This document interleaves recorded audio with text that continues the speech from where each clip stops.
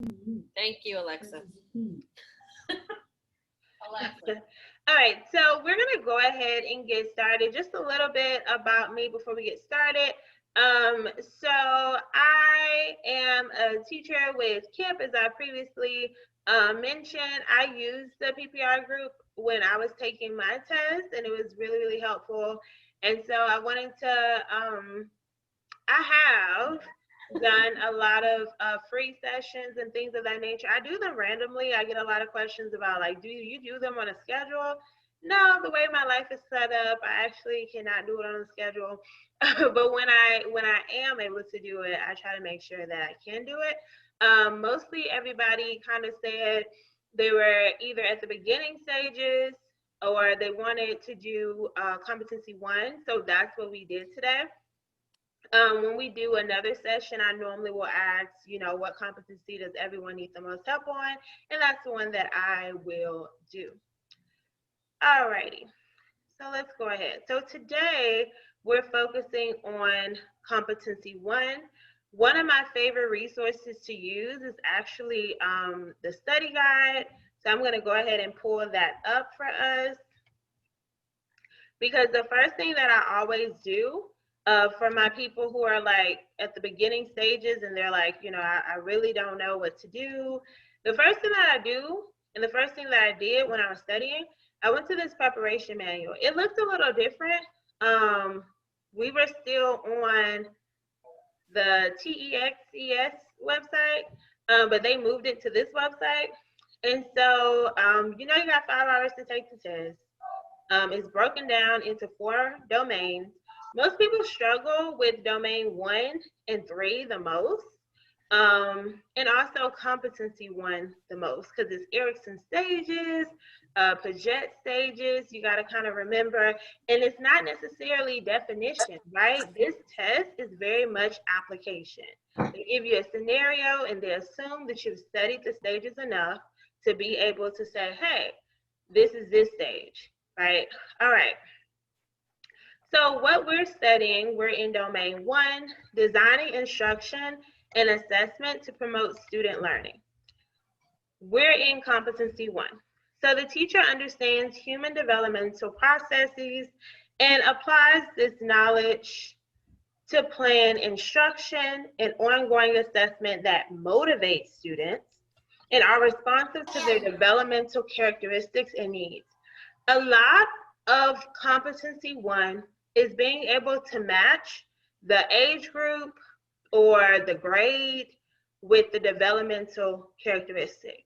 If you remember that as children are younger, think about, kindergarten kids, first grade, second. I know if you teach high school students, it might be hard to picture the younger kids running around on the mats, going from stations, playing with manipulatives and doing concrete stuff, right? But that's what younger kids do.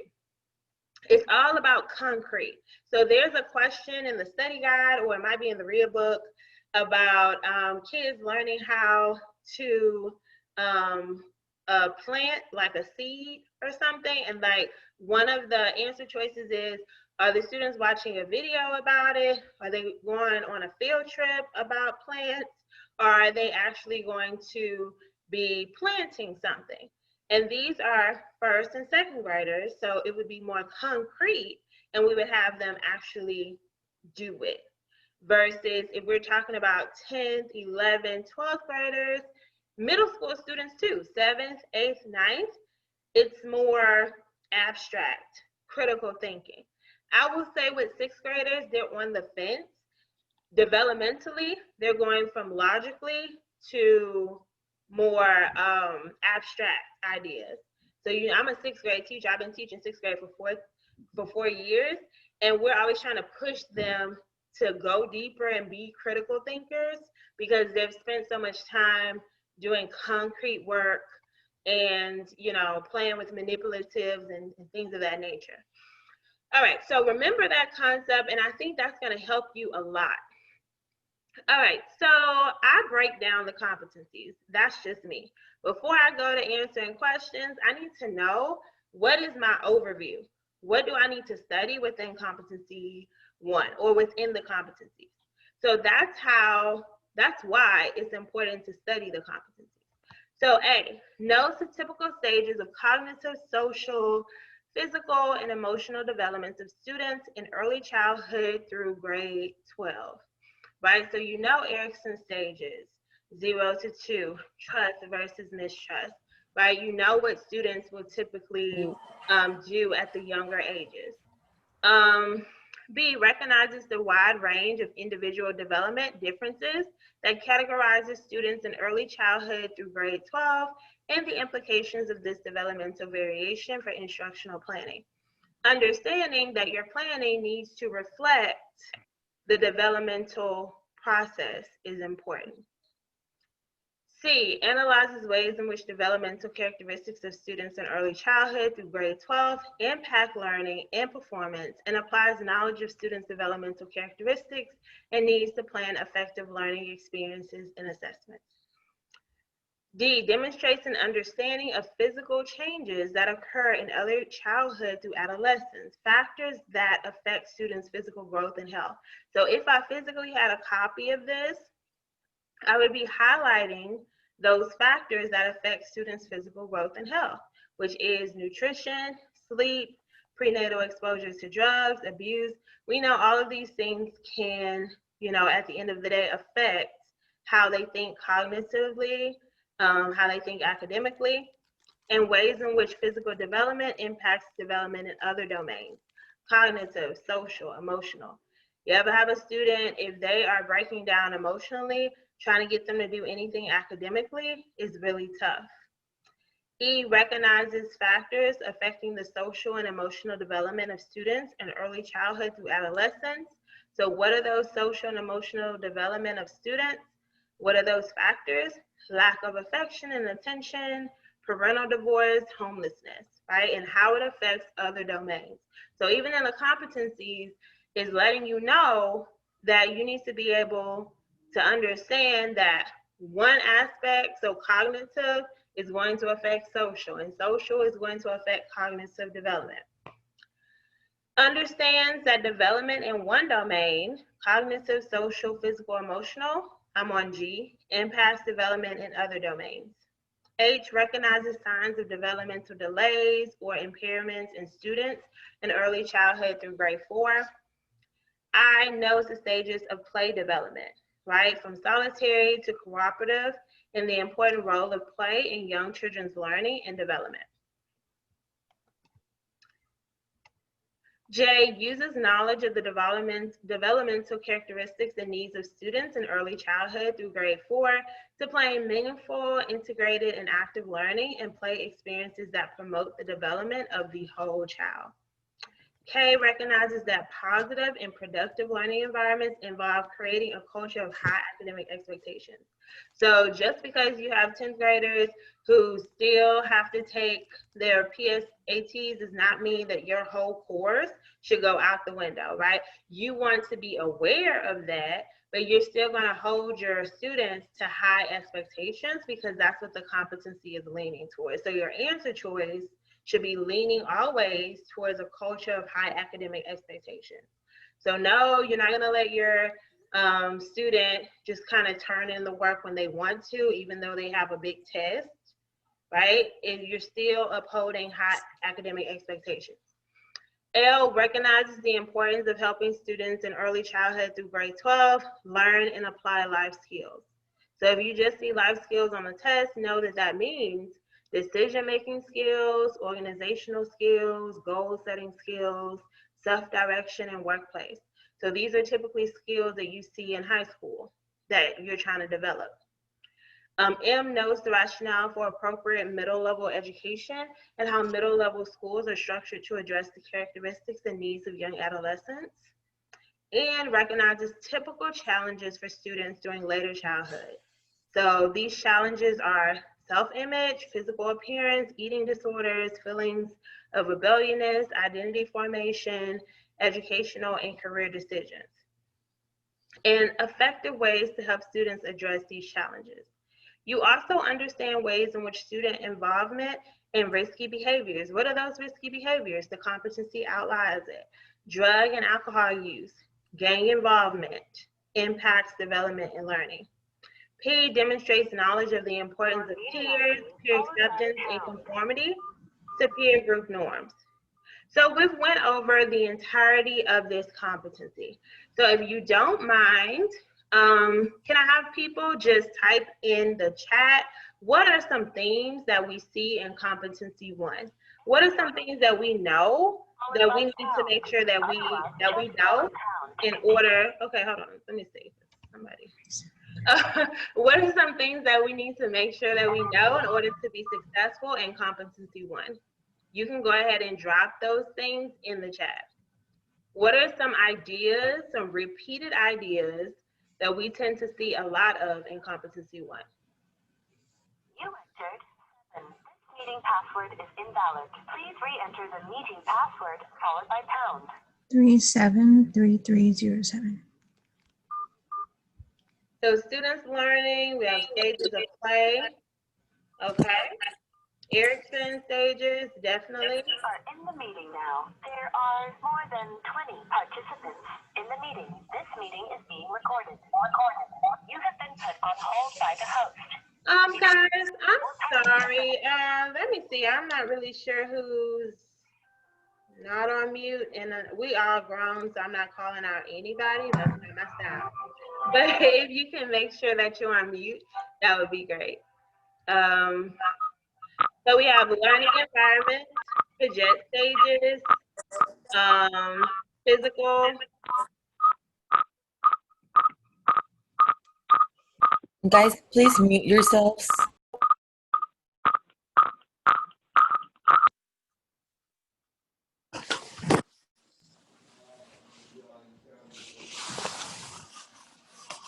Okay.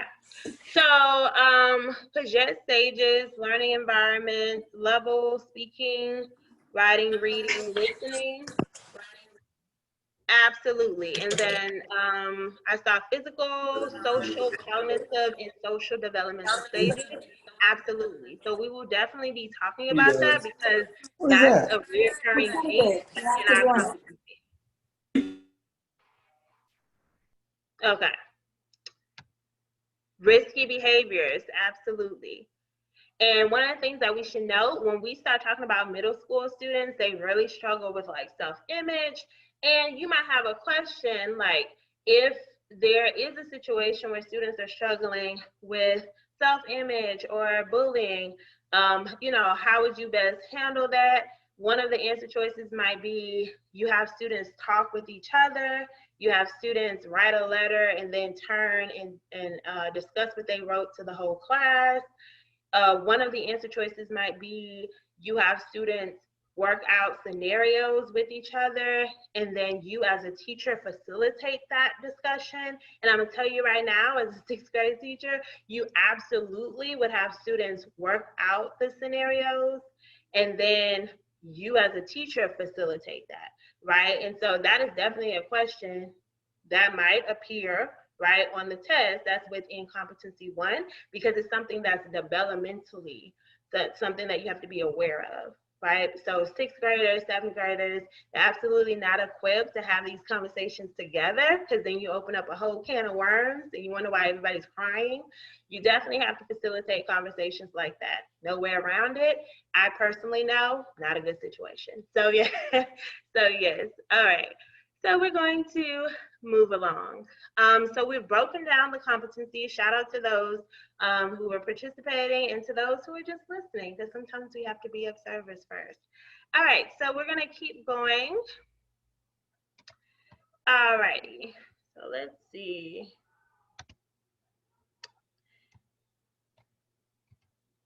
So some strategies that we're going to use before we start to get into the information. My strategies are not mind-blowing. Like, I don't have an acronym. I haven't come up with anything that's like world-changing. But what I found to be useful when I was taking my 4th through 8th test, my ESL test, my SWET test, my PPR test that I passed, was I broke down the competencies first. So y'all saw that study guide that I would go through. That's my roadmap. If it's not within that competency, I really don't care for it. That's why I don't use Quizlet cards that have like 300 terms. I'm not going to use all those terms. not important if it's not in the competency, right? I pull out the vocabulary that I don't understand. I study them, whether it's with flashcards or Quizlet. I really like Quizlet because it's not just, here's a flashcard. You can do like fun games with them, learning. You have the multiple choice, which is helpful because the test itself is multiple choice. So that's great. I also look for trends within the competencies in the answer choices. So you kind of saw how I asked you, what are some trends that we saw? That's what, so cognitive, physical, social, emotional development, Erickson stages, Piaget stages, making sure that your lessons fit the developmental process. That's all of what you need to know in Competency One. We just pulled out those trends. That's it. I also do it with the answer choices, pull out important information in the questions and answer choices. Also, utilize all the information in the Facebook groups as well. A lot of us kind of bypass the files. I know I did at first, but it's some really good information in there, so think about it. All right, so let's see. My agenda will kind of go like this. We do a breakdown. We kind of talked about finding keywords and vocabulary. So that's that. We went over the competency. So some descriptive statements, developmental characteristics, stages of cognitive, social, physical, and emotional development, cognitive development at different ages. So these are just the themes that we see. Developmental characteristics at early elementary, middle school, and high school ages. Behaviors, challenges, and risk-taking manifested at different ages, because how kids might, you know, show risky behaviors at 5 look different from risky behaviors at like 17.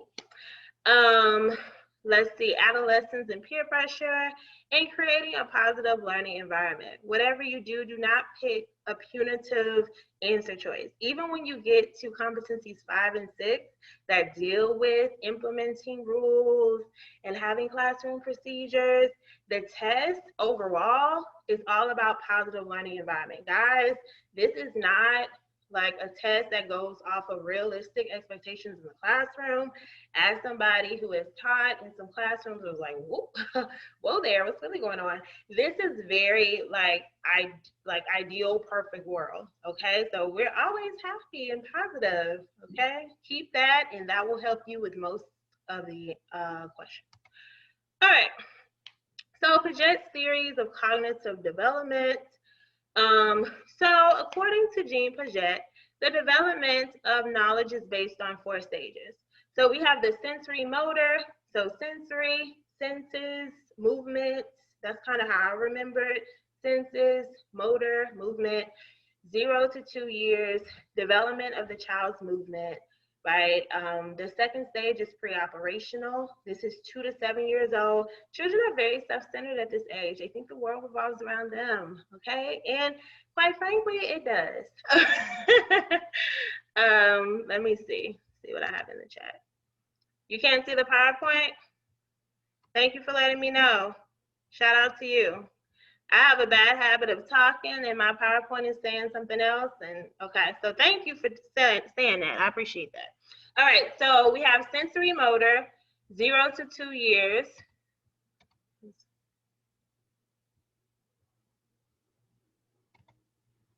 Okay, so I'll go back a little bit, but you didn't miss that much, I promise. Because I don't just go by the PowerPoint. So these are the strategies: breaking down competencies, pulling out vocabulary, looking for trends, pull out important information, utilize all the information in the Facebook groups. That was the strategies. Now we're going to go, I went to Competency One. We kind of talked about that already. With Competency One, I'm gonna catch you up real quick. Descriptive statements, cognitive, social, physical, emotional, cognitive development at different ages, behaviors, challenges, risk-taking, creating a positive learning environment. Now we're about to, and we're back. All right, I got you. Pre-operational, 2 to 7 years old. Children are self-centered at this age, right? They only accept their point of view, okay? Then we get to the concrete operational. This is 7 to 11 years old. And at this age, especially if you teach 5th, 6th graders, you see they are more organized. They reason logically. That's why you get all those questions. I'd be like, Lord, stop asking me all these questions. I haven't had all my coffee. Please stop. But yes, 7 to 11. They are more mature to learn, right? And then we get into formal operational. This is 11 to adulthood. Students are more logical, but they also include abstract thinking, right? Abstract reasoning. So those are just the 4 stages that you need to remember. I suggest just using Quizlet or some flashcards. Then we have Erickson stages, right? Once again, the way that it's going to be applied on the test, you might have a few questions that give you the definition, and then you need to make sure you know which stage you're talking about. But a lot of the times it is application based. They give you a scenario and they expect you to know. Prime example, they might give you, okay, first day of school, the teacher has 4 corners, and each one of the corners has different things. One might have basketballs and sports. The other one might have things to create a blog. Another section might deal with like TikTok. Another one might be like Fortnite or something like that, whatever they are doing at whatever age they're at. And then the teacher will have the students go to the corner, whichever one they resonate with, and then have them discuss why they chose that corner. That would be identity versus role confusion, right? So that's kind of the examples that you will tend to get. Or if you're thinking about like high school, career day, right? What stage is the teacher most aware of? Identity versus role confusion. Or let's see, if we're talking about, you know what, let's keep going. We'll keep going. So trust versus mistrust. So this is birth to 1 year. Easy way to remember this. If the child's needs are met, then they have trust for you. If you don't meet their needs, then they won't trust you. That's it. Autonomy versus shame and doubt. So 2 to 3 years old, children, they're emerging from their total independence, right? From their total dependence on you. They want choices. And we have to allow them that room to like make choices. If they want chicken nuggets instead of pizza, you don't say, oh, no, that doesn't make sense. You say, okay, great. Love that you made that choice for yourself. If you don't do that, then that brings shame and doubt, according to Erickson, right? Easy way to kind of remember that. Initiative versus guilt. So 4 to 5 years old, kids at this age love to take initiative. Mom, let me vacuum, let me sweep, things of that nature. Let me wash dishes.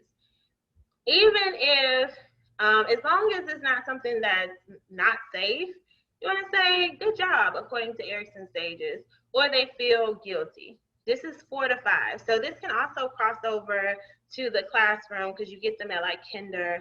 So they say, oh, you know, can I be the line leader or something like that? You want to encourage that behavior, or the child feels guilty. Industry versus inferiority. So industry just means basically achievement motivation. I think I have a comment in the chat. Will the PowerPoint be shared to others after the meeting? Yes. For y'all coming, I will, if you send me your email, I will send you the PowerPoint. All right, so industry versus inferiority. With industry, it's a form of achievement motivation. So when a child does well, they want you to say, good job. If for some reason you don't say good job, it brings inferiority to them. Or even a child who's not doing well in your classroom, maybe you do a chart, a progression chart, right? And you say, good job. If you don't, that's that inferiority complex. Or you might provide jobs for the student. Pencil sharper, somebody who sharpens the pencil, line leader, right? Also that students can feel validated. Y'all are welcome. Y'all so sweet. So then we have identity versus role confusion. This is kind of the example I was giving earlier. From 12 to 18, students are trying to find their way. They just don't know, right?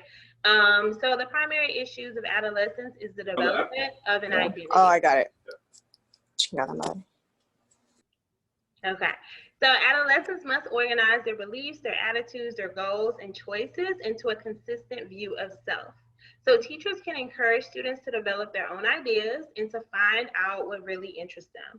So the Four Corners or Career Day, that is a teacher being aware of identity versus role confusion. The other ones that we're going to go over, I don't think they'll necessarily be the most popular answers, but it's still good to know as long as, just in case you see them as answer choices, right? So intimacy versus isolation, we see this 18 to 40 years old. So basically, sixth stage of Erickson's theory, this stage takes place during young adulthood. During this stage, the major conflict centers around intimacy, loving relationships, and if that need is not met, then that feeling of isolation occurs. So genericity versus stagnation. So basically, this is the seventh stage. So basically, it refers to making your mark on the world through creating or nurturing things. So if you don't feel like you have made your mark or you haven't been successful, then you start to feel stagnant. Ages 40 to 65. And I'm just, because I'm the type, when I'm doing a presentation, I don't want to read all of the words. So yes, the PowerPoints will be sent to you because I'm like, that's that teacher in me. All right. Ego integrity versus despair. So basically with this is the ninth stage.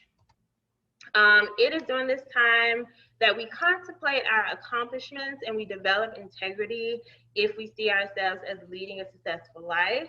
If we don't, then we start to go into despair. So that is according to Erickson stages. All right, so we've broken down really what we really need to know for Competency One. I think that's basically it. So now we're going to get into the questions. And you will notice that I've highlighted certain keywords because that's just kind of how my brain works. And if your brain operates similarly, feel free to make sure you do this when you go and take the test. I know you can use like the highlight feature, so that was helpful for me. So here we have, during the middle school years, young adolescents need for an increasing sense of autonomy, choice. And it can be met by, we have A, designing activities and assignments to permit student choice among a range of options. B, using democratic process to make decisions affecting the whole class, where to go on a field trip. And I can tell you right now, the democratic process does not necessarily give autonomy because you're making that choice for the whole class and not yourself. Autonomy is rooted in self-choice, right? C, routinely including blocks of unstructured time in students' daily schedules. D, assigning grades based primarily on students' self-evaluations of their performance. So keywords, middle school years, makes all the difference in how I'm going to approach this question. Increasing sense of autonomy. That's another big thing here. So for A, I highlighted permit student choice among a range of options. B, democratic process. I should have also highlighted affecting the whole class. See if I can do that real quick. Routinely including blocks of, I highlighted unstructured time to students' daily schedules. And for D, student self-evaluations of their performance. That's what was important to me. So as I'm going through this question, their sense of autonomy can best be met by, what do we think? We can put our answers in the chat. What do we think?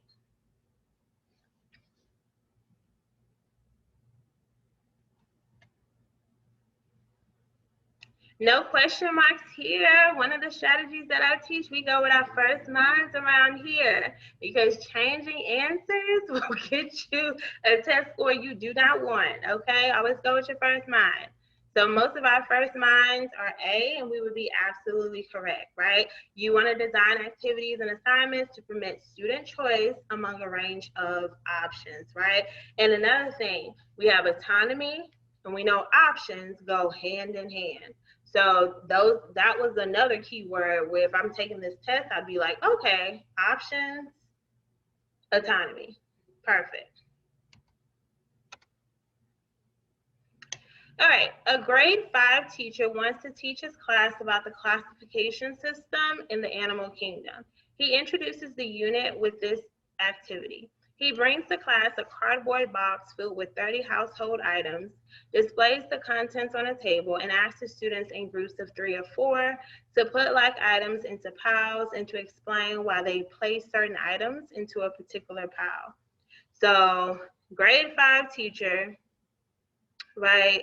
That lets me know this might be something that's a little bit more concrete. Whatever their lesson is going to be concrete because it's grade 5. He has this classification system where basically he brings items, 30 household items, displays the contents on a table, and then the students in groups of 3 or 4 need to put items into piles and explain why they place certain items into particular piles. We have, which of the following rationales best explains the developmental appropriateness of this instructional activity? We have A, assignment moves students into higher order thinking skills. Okay, we got to think, grade 5. B, the assignment allows students to make homeschool connections. That may be true, but is that the primary? Is that something that best explains the developmental appropriateness? C, the assignment focuses on categorizing, a skill that calls for explaining into relationships. Okay, Carla says she ready. All right, but let me get through it, all right? D, the assignment will enable students to practice socialization skills. Is that our primary thing, right? Because sometimes you can get a side effect, but it's not the primary reason or the best answer. We really got to pay attention to it because a lot of times you'll have two that are very, very close, but we're looking for the primary, we're looking for the best one. All right, so let's see. We got stuff in the chat. So yes, we got people who said, we got a lot of people overwhelmingly said C, right? So the assignment focuses on categorizing, a skill that calls for explaining into relationships. Absolutely. All right, nice work. All right, so as part of a high school's career day, a high school teacher invites several professionals from the community to talk to students about their responsibilities and how they contribute to the community. This activity is developmentally appropriate for this age level because the students are in which of the following stages of Erickson's psychosocial development. And this is literally what it looks like on the test, guys. I feel like the questions and everything do not change. The answers don't change either. What's going to be correct in practice is what's also going to be correct on test day. So we have high school career day. We have industry versus inferiority. So we need to remember, what do we know about that? Identity versus identity confusion, intimacy versus isolation, integrity versus despair.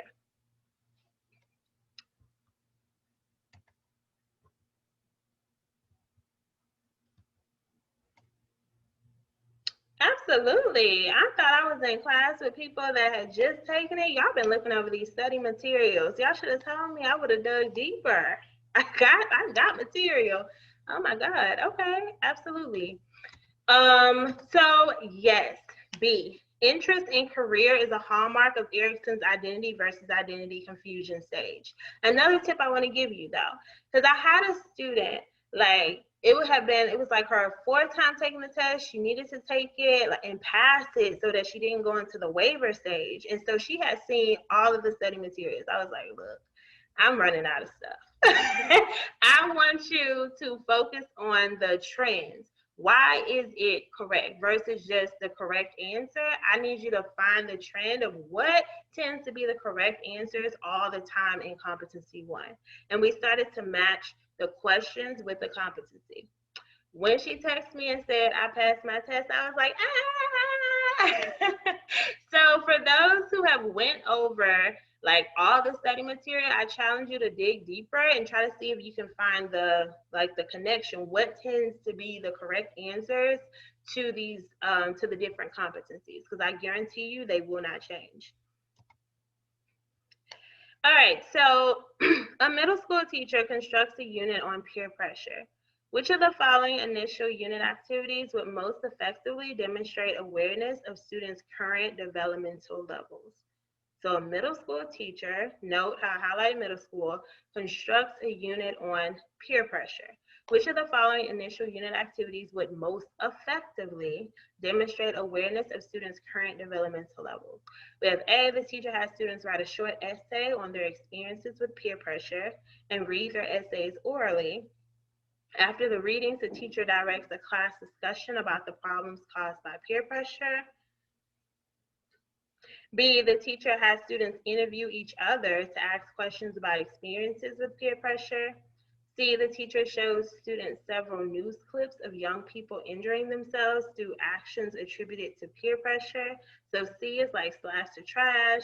There's some options you don't have to spend a lot of time on. You want to read every answer choice correctly, but some are just like obviously wrong.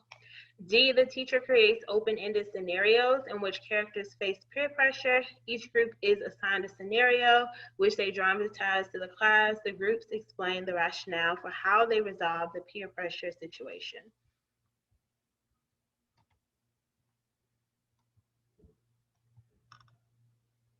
So yes, D is absolutely correct, right?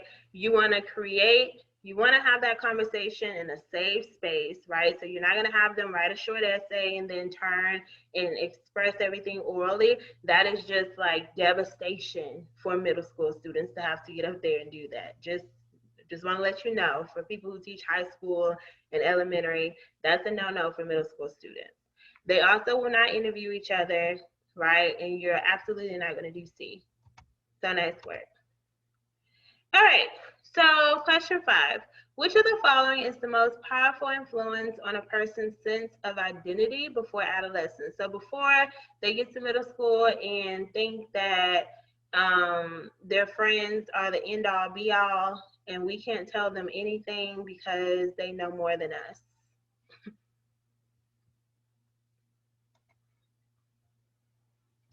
Absolutely. So B would be absolutely correct. Nice work, guys. All right, so which of the following rationales would a supporter of block scheduling? So I always have someone ask me, like, what is block scheduling? It's basically where you don't see, like, so if you have 4 classes, you're not going to see all 4 classes that day. It's going to be like an hour and 30 minutes with each class. It's a longer block of time, and it's for a reason.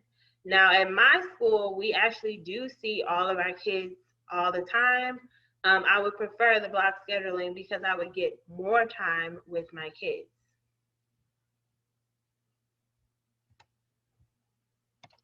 So we have A, teachers can focus on more subjects in a shorter time.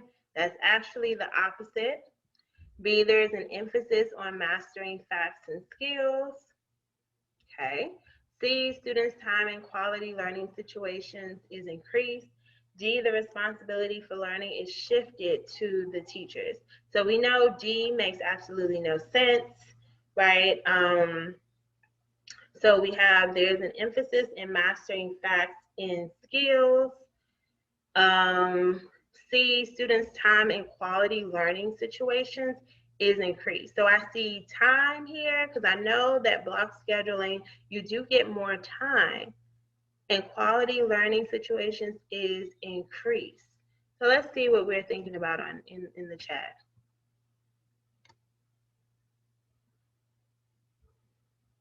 There's 7, okay. So if we pick C, we're absolutely correct, right? If we did C.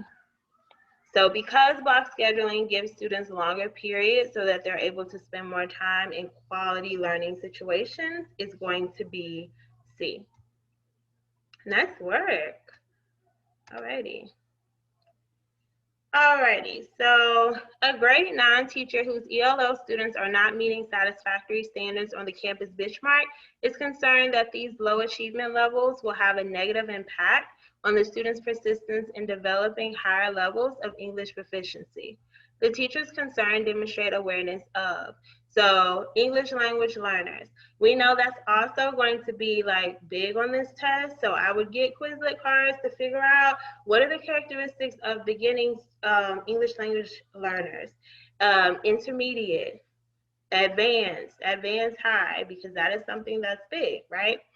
So grade 9 teacher whose ELLs are not meeting satisfactory standards on the campus benchmark is concerned that these low achievement levels will have a negative impact on the students' persistence in developing higher levels of English proficiency. The teacher's concern demonstrates awareness of A, the connection between the belief that success is possible and the motivation to learn. B, the difficulty of promoting English proficiency in students who lack basic language abilities. C, the lack of correlation between ELPs and day-to-day classroom activities. G, the reality that ELLs need long-term bilingual education in order to sustain academic progress. So A, we have connection between the belief that success is possible and the motivation to learn are the key words that I'm looking at. The difficulty of promoting English proficiency, lack basic language abilities is what stand out to me. B is slash the trash. Lack of correlation, ELPs in day-to-day classroom activities. And I do this no matter what. Even when the answer seems super obvious, I still take my time because it could be just that one word that throws everything off. I can't tell you how many times I'll have students and they'll read it and they'll actually guess the answer that's the opposite because they didn't read that it said least or most effective. Those little bitty keywords make all the difference.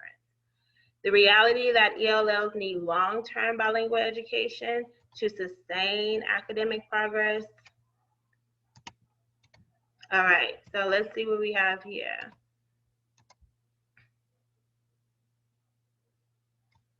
Yay, Lulu, taking her test on Friday. Y'all saying good vibes. Awesome. All righty, have a good day. So if you chose, Excuse me. Can you explain why it's A? Oh, you was about to get to it? yes. Because I didn't understand why it No, was you're A. fine. And it's just Okay, I'm asking sorry. for yourself. Okay. No, you're fine. My Okay. feelings do not get hurt easily. I work with 6th grade students. Love them. Okay. All right. So going back into the explanation part. So we have a grade 9. So I also should have highlighted grade 9. Whose ELL students are not meeting satisfactory standards. So they're not meeting those satisfactory standards. They're not passing the benchmark. She's concerned that these low achievement levels are basically going to have a negative impact on like how they persist, how they're motivated, right? So kind of think about that child who you keep trying to motivate them to read and read, but they keep saying 50s on their test paper. Eventually, like they're gonna feel like, man, I can't do this, and then they're gonna give up on themselves. That's the situation that this grade 9 teacher is in, right? And she is recognizing that there is a connection between the belief that success is possible and the motivation to learn, right? So they're not meeting those satisfactory standards, right? And these low achievement levels will have a negative impact on the student's persistence in developing high levels of English proficiency. The teacher's concern demonstrates awareness of the connection between the belief that success is possible. So if the students don't have a belief that success is possible, then of course their motivation to learn is going to go down. So she understands that. So that's why A is going to be correct. And then even if we were like, okay, I'm not sure about A, you need to just then keep reading, because I guarantee you the process of elimination is going to kick in. So let's go to B. The difficulty of promoting English proficiency in students who lack basic language abilities? No, because what does the competency say? That we always hold students to a high academic standard, right? So the difficulty of promoting English proficiency in students who lack basic language abilities? No, that's not holding them to high standards. See the lack of correlation between ELPS and day-to-day classroom activities? We're not talking about day-to-day classroom activities. We're talking about a campus benchmark. D, the reality that ELLs need long-term bilingual education in order to sustain academic progress. That is not what the scenario is talking about. So if we went through process of elimination, A would be the only answer that really made any type of sense. Does that make sense? Did I? Yes, it did. Okay. It did. Thank you. No problem, because I'll get to talking. Thank you for slowing me down. All is well. All right, so this right here, this is going to be our last question before I get into my announcements and things of that nature. So a grade 7 science teacher creates interest centers throughout the classroom that include short videos, pamphlets, testimonials, magazine articles, and good websites in a wide variety of careers. After the students have a chance to visit several centers, the teacher pulls the class together into a discussion circle and invites students to talk about which centers interested them most and why.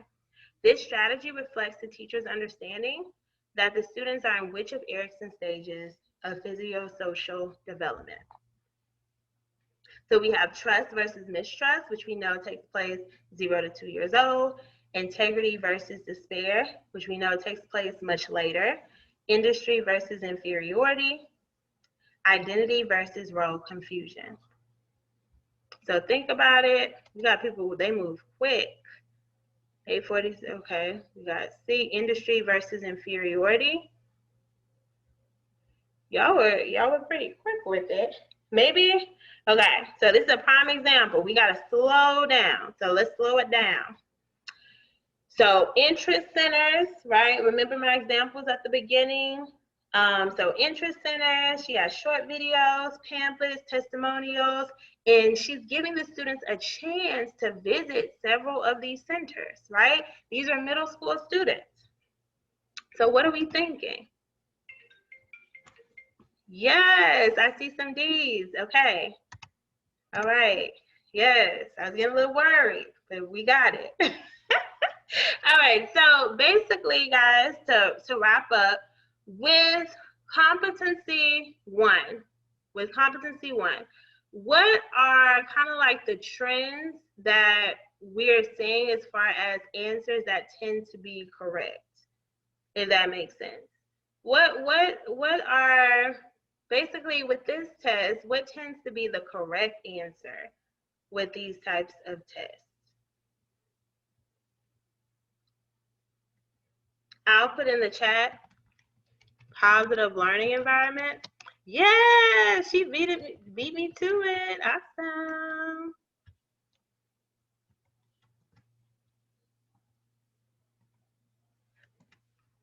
Perfect worlds. Yeah, we want to make sure that we are giving like PPR answers and less of real life situations. Safe space. Yep, safe space was definitely one of them. And this is going to translate no matter what questions you get.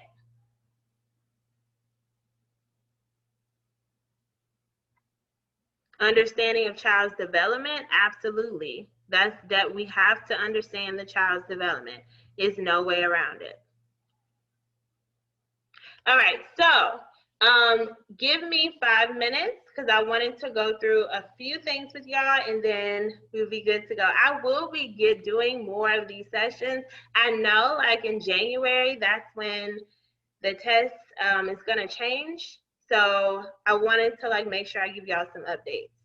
All right, so basically, there is a pretty significant change. Those who are going through Texas Teachers, like, there's going to be this test, Ed TPA, which is going to replace the PPR for teachers during the 2021-2022 school year. What's the difference between the PPR? PPR is a test, standardized test, and then this ED TPA is a performance-based subject-specific assessment, where basically you're going to be recording videos throughout the school year, and then, it has to meet standards in order for you to pass. So basically, this is coming from them. So aspiring teachers must prepare a portfolio of materials during their student teaching and clinical experience. It requires aspiring teachers to demonstrate readiness to teach through lesson plans designed to support their students' strengths and needs. So that's the potential downside of this. If you decide to wait until January to take it, the cost of this test, y'all, doubles the PPR. Now that's terrible. And the test is normally designed to have about 72% passing rate. So just keep that in mind. I did want to talk about the changes. All right. Something else that is coming up, verdict, this is for me. Take and pass your test now. If you can, do it, all right? So if you didn't know, I am a test prep tutor. I specifically teach PPR, ELA, SPED, things of that nature. Two other things that I will be offering for this group only, I'm doing a PPR session where we're going to do 2 to 3 live sessions a week, kind of like what I'm doing now. You get access to my Google Classroom with study guides, PowerPoints, rigorous questions. You also get free access to 240 tutoring. I got that for y'all. Competency breakdowns, and you get free access to my PPR boot camps. Right now, because I'm a teacher first, I absolutely will not accept 20-something people. It would only be 6 students to work with for the 5 weeks to guarantee that you pass your test, okay? For those who are like, you know what, I really don't need a PPR session, I can just kind of get the information and go with it, I got something for y'all too, okay? A Google Classroom package. So I have comprised like this Google Classroom with all of these resources.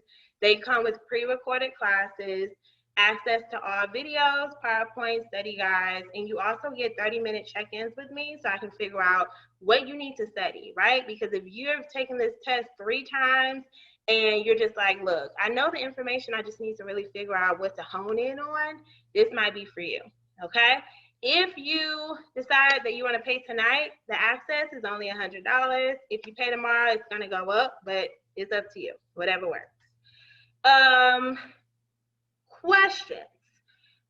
If you have any questions, so I'm here for you guys. If you have questions about a test, or you have like one specific question you want to ask me, you can hit me up on Facebook. I'm definitely will answer your questions. I have no problem with that. Whether you decide to do a PPR session or not, I'm still here for you. So you can always email me with any questions that you have, and I will be sending you this PowerPoint. If you would like to get the PowerPoint, just drop your email in and I'll send you the PowerPoint. And so you'll also have the questions that we didn't get to. I'll be able to send you all of that. All right, guys, so that's all I have for today. I hope it was productive for you all. And I'm gonna be taking your emails, and that's it. If y'all have any questions or whatnot, be sure to hit me up.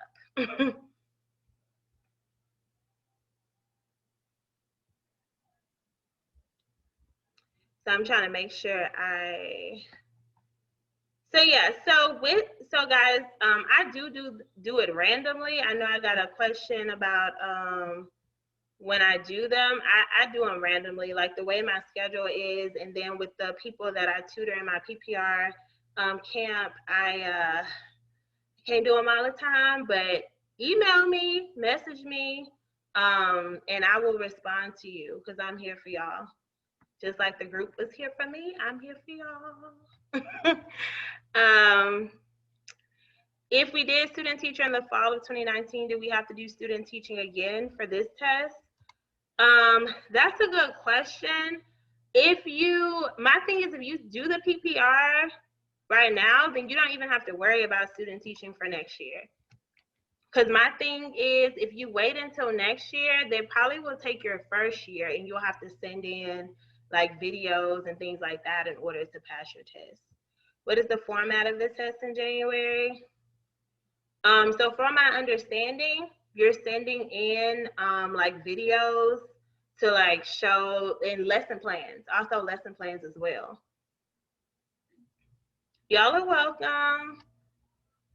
No, if you take the PPR now, you don't have to worry about it for the next year. Like if you pass it, this is not something that you have to worry about. I've passed my PPR. They better not come to me with that mess. I'm gonna be like, huh? So no. So if you don't pass the PPR exam and you wait until like February, yeah, you will have to take the new one. Y'all are welcome. I will probably do another session before the week is up though. Cause y'all have been so great. Like y'all, I feed off the energy and like the smiles. Like, I hope I'm pronouncing it right. Like Kara, I was literally looking at you the whole time. I was like, oh my gosh, she's so friendly. Let me just look at her. She's giving me life. I can't. So the test, and do we have to take the on top of the other one? No. No. You only have to, so I'm confusing y'all. I'm sorry. So look, if you pass the PPR like this year, you don't have to take it. So let's see, we got September, October, November, December. We got 3 months. Math is not my ministry, but I think we got 3 months. Y'all correct me. Danielle, yeah, I'm so glad. Awesome. All right, guys. Well, y'all have a great rest of your night. Bye. And if y'all have any questions, I'll stay on here until everybody Bye. leaves. Thank you. Bye. You're welcome. See y'all later. Bye. So per session is $45. So $45 per session. So if you like, you know what, I just need, and like the first session that I give, if you decide to do individual, is normally free just to make sure our teaching styles go together. Because I'm at 100% passing rate. Everybody that worked with me passed. I'm not gonna mess that up. But it's not about me. I'm just saying. Okay, yes.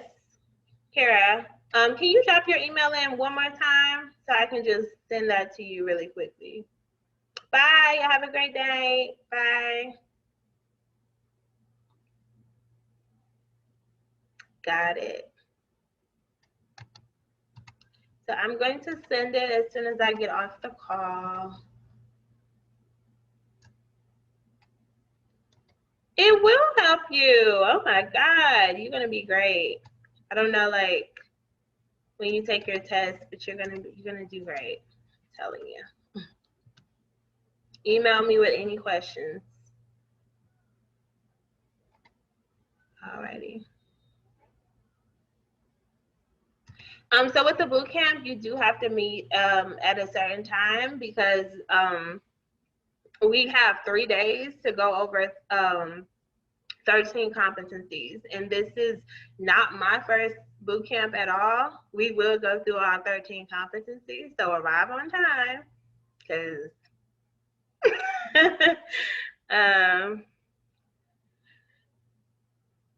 so I'll make sure I get the information for the boot camp out to y'all too. The PPR session is the 5-week session. So that's 5 weeks with me. And I'm only taking 6 students for that. So, because I want to make sure we are focused. Serious business. Alrighty. You're welcome. Y'all are so sweet. Nancy, you got this. Alrighty. Let's see. Alrighty.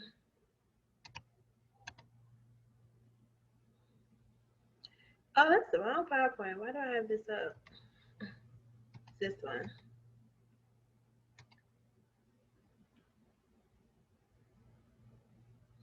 Arissa, Cara, y'all have any questions for me? Are we just looking at each other being cute?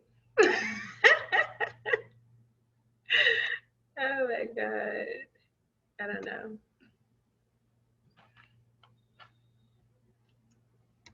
Am I sending this to everybody? Okay. So everybody will get the entire PowerPoint. So y'all got it. To everyone. All right, guys. Yes. Will you be doing like these sessions for like every competency like once in a while or? Yes. So it's also based on like needs. So everybody, when I put it in the group, was like, oh, I'm just beginning. So then I was like, okay, well, let me do competency 1. But if the majority of everybody's like, hey, I need help with competency 5 or 6, then I tend to do the one that people need the most help on. Oh, okay. Thank you. No Well, problem. my biggest concern is the ALPS. That's the one that always hits me. The ALPS? English language proficiency standards. Yeah. Yes. Just That yeah, knowing that when it's beginning, basically there is not a lot of English going on. It's basically their language. That's basically what it is in beginning. They're going back and forth between their language and the English language. I know I read a lot because I do TELPAS. We have to grade them every year.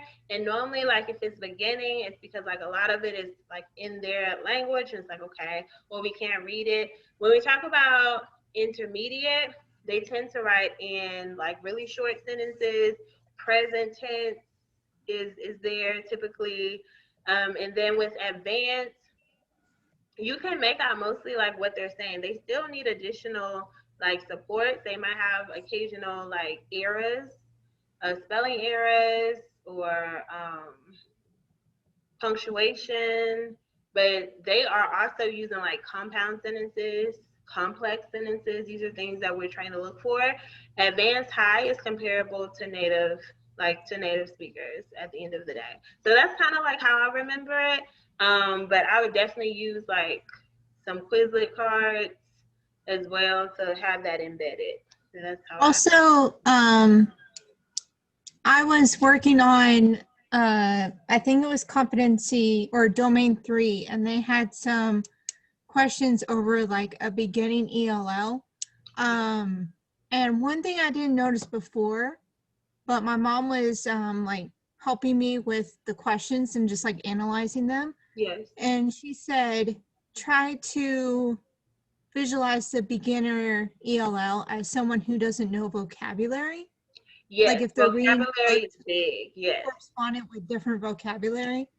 Really good point. Yeah, little to no vocabulary as far as the English language goes. Yeah, really good point. Strong point. Yeah. So I hope that was helpful. And so guys, yes, I'm gonna. Thank you.